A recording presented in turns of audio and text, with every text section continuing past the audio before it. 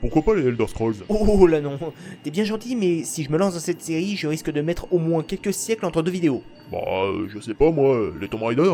C'est dans ma liste de trucs prévus, mais pas pour l'instant. Il y a quand même vachement d'épisodes, donc je pense que je vais refaire au moins 2-3 chroniques courtes avant de me réattaquer une série longue. Bah, dans ce cas, y a peut-être... Qu'est-ce que the fuck? Doc, est-ce que t'as des compétences en médecine? Moi non. Par contre, Yegor a toute une base de données dessus. Pourquoi? Il se trouve que Jean Purin s'est pris une petite décharge. Petite? Petite comment? Oh, environ 120 millions de volts. Oh mon dieu! Laisse-moi deviner. Il t'a poussé à bout et tu l'as accidentellement balancé dans une baignoire pleine avec un grille-pain? Ah non, ça cette fois j'y suis pour rien. J'étais en train de faire la maintenance du vaisseau et je lui ai dit de surtout pas toucher au câble électrique. Et alors? Il m'a répondu que c'est pas parce que j'étais la technicienne attitrée du vaisseau que je pouvais lui interdire de faire quelque chose. Ah. Bah ouais, un être humain qui résiste à l'électricité, ça existe pas. C'est que ça me donne une idée pour la prochaine chronique, ça.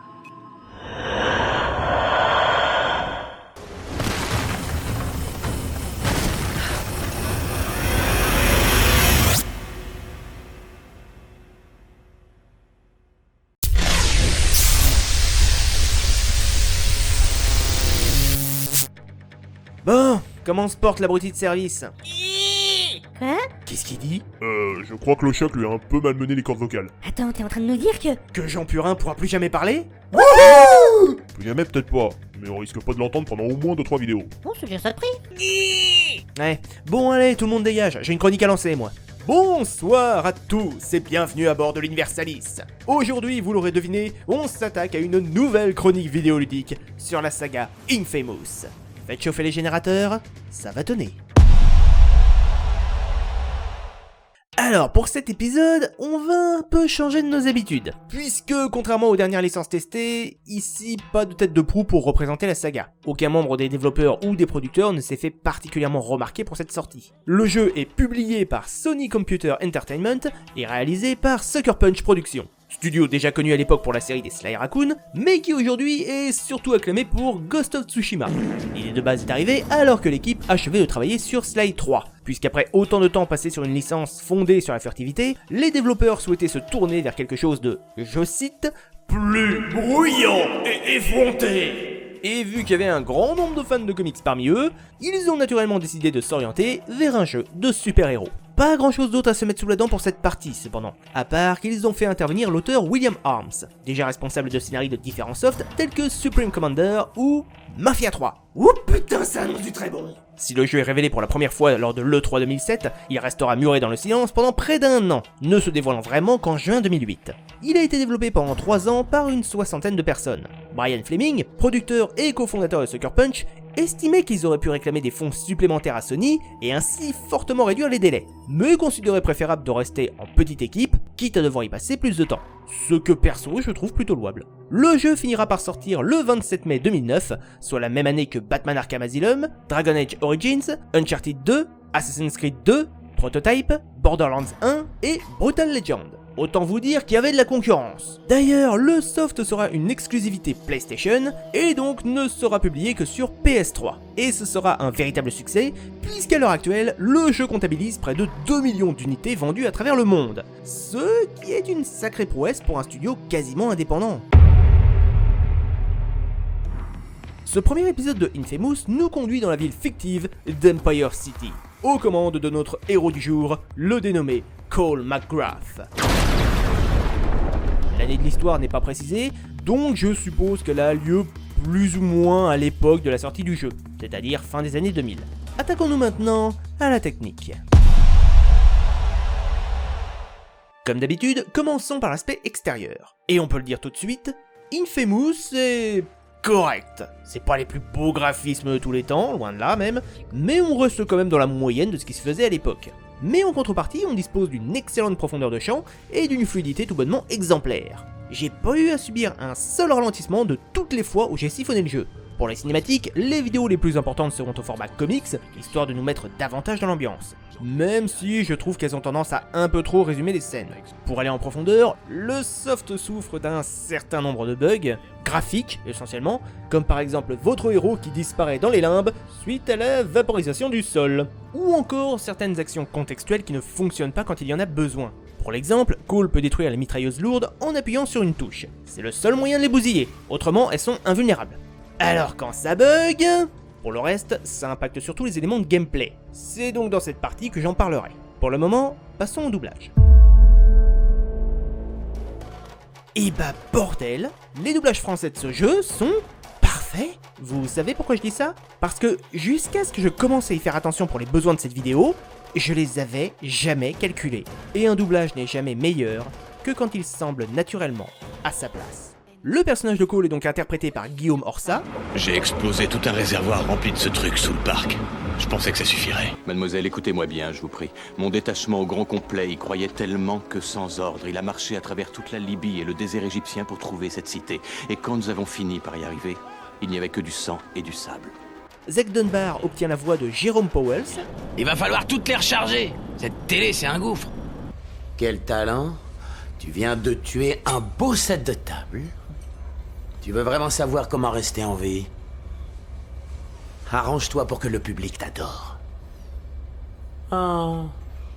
Tu t'attendais pas à ça, hein? Sacha est doublé par Laurence Crouzet. Chérie, tu en as mis du temps. Des embouteillages. Je t'ai pourtant dit de ne pas prendre le pont. C'est toujours bouché la nuit. C'est pourquoi je fais appel à vous, Kratos. Seul un mortel entraîné par un dieu aura une chance de vaincre Arès. Et Kessler se voit représenté par Gabriel Ledo. Je craignais tellement que vous ne surviviez pas à l'explosion. Mais vous vous en êtes sortis. Vous vous en êtes très bien sortis, même. Je veux trouver ton ami l'homme araignée. Dis-lui de me retrouver devant la tour de Westside à 3 heures. Je sais pas où il est. Trouve-le. Ou je l'épluche vivante comme un fruit mûr. Et quand je vous dis que c'est parfait... Bon ok, j'abuse un peu. Il y a parfois des moments où le ton n'est pas forcément le bon. Un simple citoyen qui est maintenant plus un geste. Mais d'un point de vue global, toutes les voix sont à leur place. Et pour le coup, le manque de détails des graphismes aide beaucoup, vu que vous ne pourrez que très difficilement, ou alors avec beaucoup de mauvaise foi, l'accuser d'une synchro labiale médiocre. On peut critiquer que certaines répliques de PNJ ne sortent pas toujours au bon moment. Je sais. Enfin, c'est cool quand même. Mais je pense pas qu'on puisse le reprocher au doubleur. En dehors de ça, pour moi, c'est un travail d'orfèvre. Et les autres personnages? Trish Daly, Moya, Alden, ils sont joués par qui? Aucune idée. J'ai fouillé mes zones de renseignement habituelles sur le doublage, mais pas la moindre info sur eux. Bien, passons maintenant au point essentiel de cet épisode. Avant toute chose, il faut savoir que le jeu est un open world. La carte est très grande et contient 3 quartiers que Cole pourra atteindre au fil de l'intrigue. D'abord bloqué dans le Néon, il aura ensuite accès au Dédale et enfin au quartier historique. Et la ville est agréable à parcourir. Les civils se baladent dans les rues, et plus vous vous impliquez dans la traque des gangs, plus la cité va reprendre du poil de la bête. Traque des gangs? Pourquoi je pense à Assassin's Creed d'un coup? Oh, tu fais bien. En effet, accomplir des missions secondaires pour libérer une map, c'est un système qui a notamment été popularisé par Assassin's Creed. Mais vu que les deux jeux sont sortis plus ou moins à la même époque, je ne saurais dire si l'un a plagié son concurrent, ou s'ils se sont inspirés d'autre chose. Chaque quartier est divisé en plusieurs zones, et en sus des objectifs prioritaires, Cole va devoir développer tout son potentiel dans des quêtes annexes, qui, une fois réussies, permettront de délivrer du territoire de l'influence des gangs. Le premier problème, il vient des missions secondaires qui sont très répétitives. Non seulement la plupart seront un copier-coller de certaines quêtes principales, mais en plus, il faudra les refaire à plusieurs reprises tout au long du jeu si vous voulez tout libérer à 100%. Je vous jure que le prochain qui me demande de bousiller la surveillance de son immeuble, je le crame avec le bâtiment. Et les missions du fan qui veut à tout prix vous photographier, c'est juste... Super. Plus que quelques photos. Super. Plus que quelques photos. Ouais, continuez. Encore quelques photos. Ouais, continuez. Encore quelques photos. Super. Plus que quelques photos. Ouais, continuez.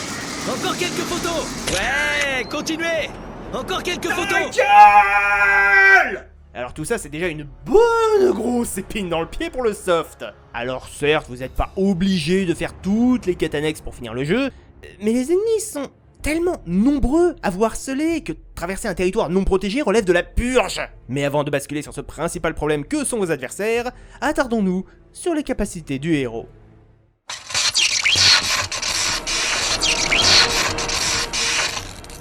Avant toute chose, il faut savoir qu'une des principales aptitudes de Cole, c'est le parcours. Entendez par là qu'il a l'habitude de courir vite et d'escalader n'importe quel bâtiment histoire de se balader sur les toits. Oui, comme Assassin's Creed. Un système de grimpette qui, même s'il a quelques défauts par moment, notamment d'être trop simpliste, vous réclamant juste de marteler la touche de saut, il demeure très intuitif. Le premier reproche qu'on pourrait faire à ce système, c'est que dans certaines zones ultra graphiques, on ne sait pas vraiment à quoi on peut s'accrocher. Ce qui peut causer des morts assez frustrantes. Et c'est encore pire quand les bugs choisissent de s'en mêler, considérant qu'il est de toute manière impossible d'aller par là.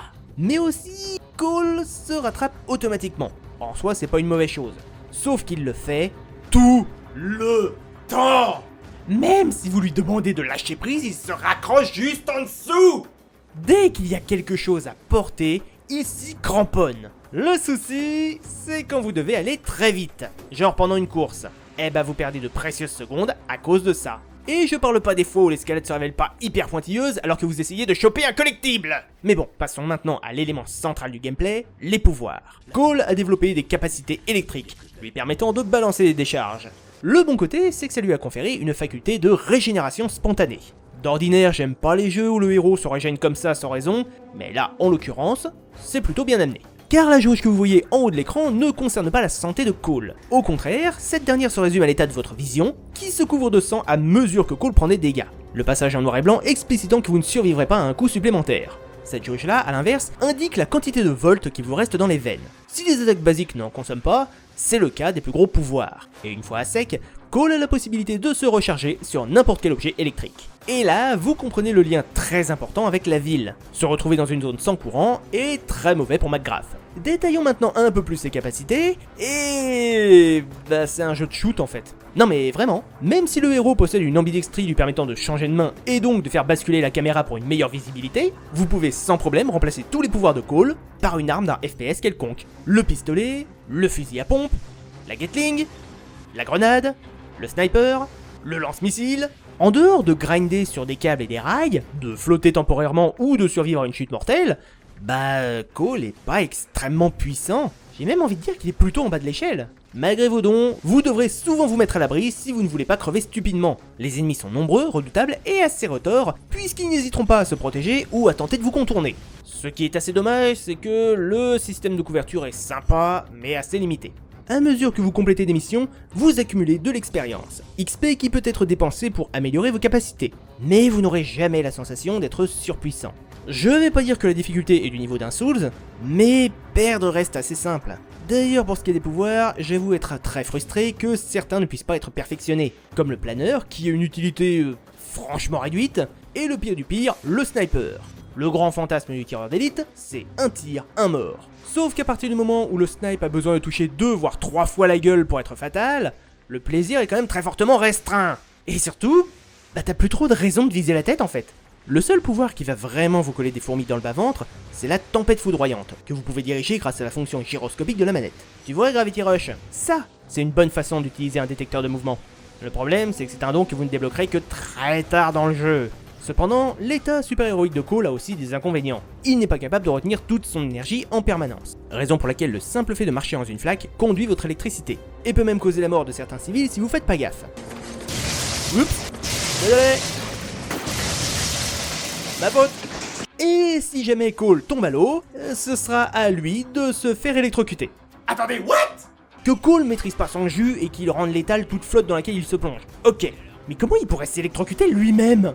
Il peut absorber l'électricité, pourquoi sa propre énergie le gênerait? Si vous vouliez pas qu'il aille patauger dans l'eau, bah, je sais pas. Dites qu'il fait de l'hydrophobie, qu'il sait pas nager. Inventez pas n'importe quoi non plus. Non parce que du coup, le mec a quand même vachement de bol d'être dans une ville où il ne pleut jamais. Cependant, il est interdit de critiquer l'ergonomie du soft. Chaque touche ou combinaison de touches est parfaitement pensée pour que tout sorte facilement sans avoir recours à une putain de roue d'inventaire qui casse le rythme du jeu. Donc, très bon point là-dessus. Un petit regret malgré tout, c'est que certaines actions ne puissent pas être réparées. Par exemple, Cole a la possibilité d'entraver des criminels en les bloquant au sol. Le souci, c'est qu'il m'est déjà arrivé de menotter des innocents par accident. Parce que je me suis trompé de bouton ou parce qu'ils étaient un peu trop proches d'un mob, ce qui peut vous saloper votre karma. Le karma? Qu'est-ce que c'est que ça? Ah bah ça tombe bien que tu poses la question.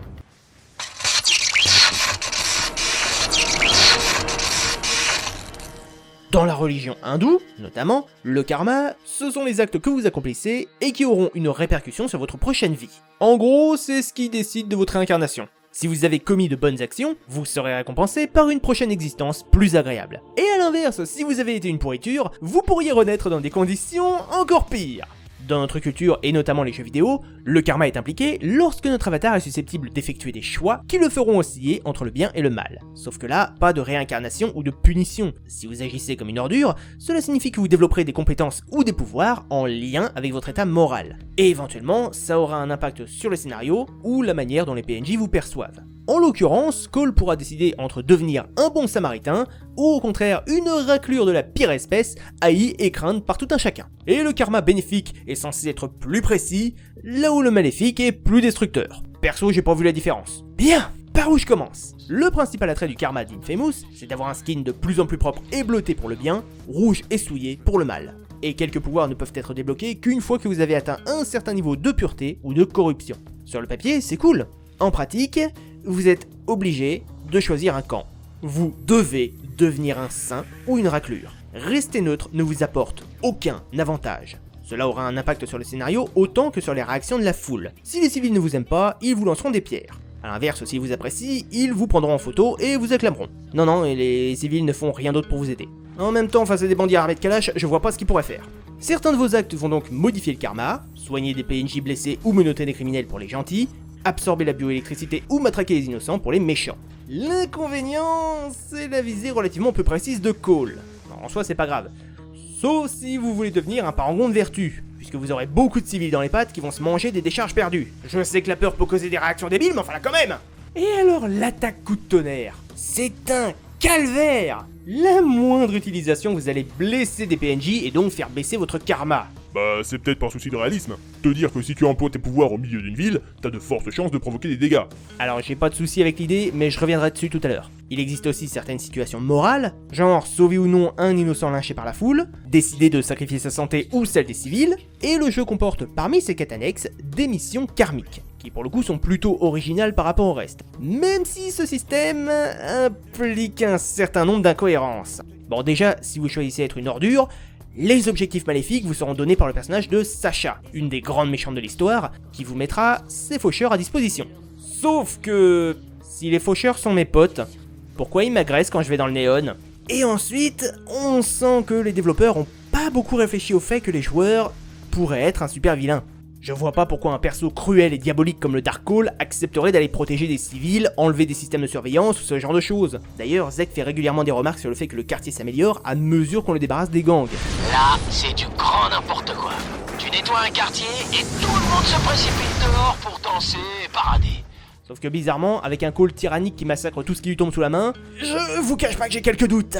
Et aussi, le décompte des points d'XP est à l'occasion assez absurde, puisqu'il diffère en fonction de vos actions, bénéfiques, maléfiques et neutres. Et parfois vous allez juste vous demander, mais pourquoi je gagne celui-ci et pas celui-là? Par exemple, finaliser une mission de mauvais karma n'augmente pas mon mauvais karma. Tabasser une personne au sol, qu'il s'agisse d'un civil ou d'un policier, c'est une action neutre.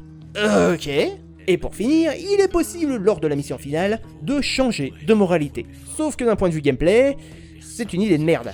Vous gagnerez certes beaucoup d'XP d'un coup, mais pas suffisamment pour compenser tous les pouvoirs de l'autre karma, auxquels vous n'aurez plus accès. En gros, ça augmente la taille de votre barre d'énergie, mais ça vous retire plein d'attaques. Ce qui rend vos ennemis encore plus chiants à combattre. Tiens, bah maintenant qu'on en parle, passons au principal problème du soft.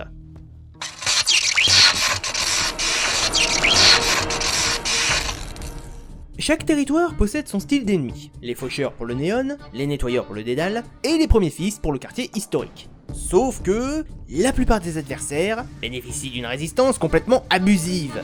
Comment des humains normaux peuvent survivre à plusieurs tirs dans le corps? Putain mais tu vas crever, oui, crève. Oui, mais l'électricité, on peut la bloquer, il y a des tenues spéciales pour ça. Si effectivement les gars étaient assez malins pour revêtir des fringues entièrement isolantes, je leur ferais pas des dégâts réduits, je leur ferais aucun dégât. Ce qui impliquerait d'aller les affronter au corps à corps ou d'utiliser des explosions. Ça aurait pu faire varier le gameplay, ceci dit, mais non. Sans compter que les Gugus ont une vitesse de réaction cheatée. Ils vous repèrent dès que vous n'êtes plus caché, et ce, même s'ils vous tournent le dos. Quand bien même vous les visez à distance avec le sniper, ils iront instantanément se mettre à l'abri. Mais ce qui risque de vraiment vous rendre dingue, ce sont les roquettes. Il y a un spam complètement abusif des bazookas dans certaines missions. Vous allez pas me faire croire qu'ils ont pu rentrer autant d'armes que ça dans la ville. Et c'est là pour moi le gros problème d'Infamous. Le jeu n'est pas mauvais, mais il est déséquilibré. Une courbe de difficulté idéale parvient à toujours trouver un juste milieu entre la puissance des ennemis et celle du héros. Et là, c'est raté. Le pire, c'est que les développeurs avaient conscience qu'ils avaient mal géré cette courbe. Chaque objectif a de très nombreux checkpoints, et parfois, mourir pour respawn avec votre santé et votre énergie au max est le meilleur moyen de gagner. Tenez, petit exemple. Vous devez escorter un bus blindé. Sauf que même avec un générateur qui vous alimente continuellement, vous êtes obligé de prendre des dégâts. Vous avez tellement des milliards d'adversaires qui vous attaquent tous en même temps que vous ne pouvez pas tous les avoir. Et si encore c'était des ennemis lambda, j'aurais rien dit. Mais non! Vous êtes harcelé par plusieurs dizaines de lanceurs de roquettes qui vous spamment. Une vraie partie de plaisir! Et en fait, j'ai trouvé le moyen de réussir cette mission sans que le véhicule prenne de dégâts. C'est d'en descendre pour aller vous fighter à main nue avec vos opposants. Comme ça, ils tirent sur vous et pas sur le bus. Vous trouvez ça débile? Ça l'est. Et c'est là aussi un autre point noir des pouvoirs de Cole. Beaucoup de ses talents, notamment les plus puissants, consomment pas mal d'énergie. Ce qui fait que vous vous retrouvez régulièrement à sec face à des ennemis encore nombreux et à peine blessés. C'est pour ça que je n'accepte pas l'excuse du réalisme. La quantité aberrante d'adversaires et leur résistance abusive envoient aux chiottes l'idée de réalisme. J'aurais rien dit s'il y avait eu un moyen de protéger les innocents, de leur ordonner d'aller se planquer ailleurs, si leur intelligence artificielle avait été un peu meilleure, ou plus connement s'ils étaient pas si nombreux dehors alors qu'il y a une putain de guerre des gangs. Je vous rappelle qu'on est dans une ville en quarantaine, avec des criminels psychopathes armés de calages qui peuvent débarrouler à n'importe quel moment. D'ailleurs, maintenant que j'y pense, ça aurait été une bien meilleure idée à adapter, qu'il y ait de plus en plus de civils dans les rues à mesure qu'on nettoie les quartiers. Mais bon, en gros, ce qui est à mes yeux le pire problème d'Infamous, c'est ce que je nomme le syndrome Uncharted. Une fois que vous avez fini le jeu, vous avez l'impression d'avoir massacré les 2/3 de la population mondiale. Je suis à peu près persuadé que si on fait le compte, il doit y avoir plus d'ennemis à exterminer que de civils à sauver dans cette ville. Bon, terminons avec un dernier point.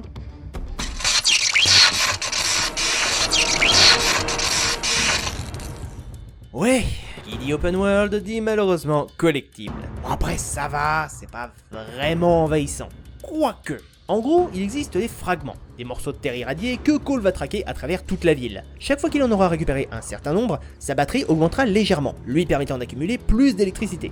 Ce sera jamais suffisant pour bien en profiter, mais c'est toujours mieux que rien. Mais il y en a trop! Il aurait été bien mieux de les rendre moins fréquents, mais plus efficaces. Non, parce que là, c'est vraiment envahissant. C'est limite, on peut pas faire 2 pas sans tomber sur un fragment. Alors ok, tout le monde peut pas les absorber, mais c'est assez bizarre que d'autres porteurs en aient pas abusé. Et en fait non, je dis des conneries. À plusieurs reprises, on voit des civils et des criminels qui ont pu en récupérer et en accumuler un petit stock pour... Je sais pas pourquoi en fait. Est-ce que c'est une forme de pierre précieuse? Non parce que à part pour Cole, ça a l'air de servir à rien. Il y a aussi les flash infos, qui vous donnent quelques renseignements sur le lore du jeu, même si on peut difficilement les considérer comme des collectibles. Et enfin, nous avons les boîtes mortes, qui permettent de retracer l'historique de l'agent spécial John White. L'ennui, c'est que des flash infos peuvent se déclencher alors que vous êtes en train d'écouter un journal audio. Et dans ces cas-là, bon courage pour comprendre ce qui se dit. Bon, eh ben on peut difficilement dire que le jeu était parfait de bout en bout. Alors ça reste agréable à jouer, les bugs sont pas si gênants que ça, mais on reste dans un open world qui a mal géré ses ennemis, qui sont trop nombreux et trop résistants pour qu'on prenne vraiment du fun à les affronter. Et les pouvoirs de Cole étant calqués sur les armes d'un jeu de tir, la sensation d'originalité est assez faible en fait. Il est à peine plus efficace qu'un humain bien entraîné. Ça, plus la répétitivité des quêtes secondaires. Du coup, pour la note, je vais lui donner 14 sur 20. Comme je l'ai dit, ça demeure un bon jeu, mais on reste loin du chef-d'œuvre. Bien! Je pense avoir dit tout ce que j'avais à dire sur le gameplay d'Infamous. Il est maintenant temps de s'attaquer au scénario et à l'univers du jeu. Comme d'hab, la vidéo sort demain. Évidemment, si vous n'avez pas envie de vous faire spoiler, n'allez pas la voir. Et je vous donne plutôt rendez-vous pour le prochain épisode, qui sera dédié à Infamous 2. Sur ce, je vous souhaite une excellente soirée, et à bientôt à bord de l'Universalis.